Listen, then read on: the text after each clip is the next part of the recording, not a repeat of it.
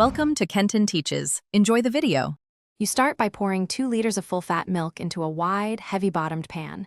The width helps quick evaporation. Heat over medium and stir occasionally so proteins don't stick.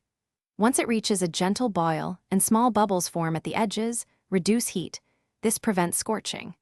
Make sure to have 3/4 cup lemon juice or 1/2 cup vinegar ready, because you'll acidify immediately to separate curds and whey. Doing this early saves time and keeps texture consistent. You turn the burner off as soon as the milk breaks and curds form. Avoid vigorous boiling because that makes rubbery paneer. Gradually add lemon juice or vinegar while gently stirring.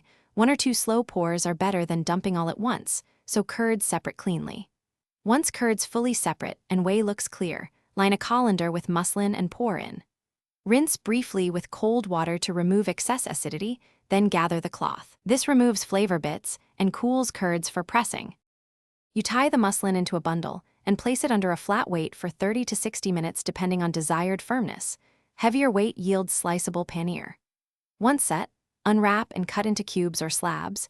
You can use immediately in dishes or refrigerate up to 4 days submerged in water to keep soft.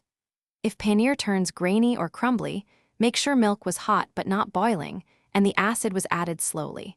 Adjust those variables next time to get a smooth and cohesive texture. Thanks for watching. Please subscribe if this video was helpful.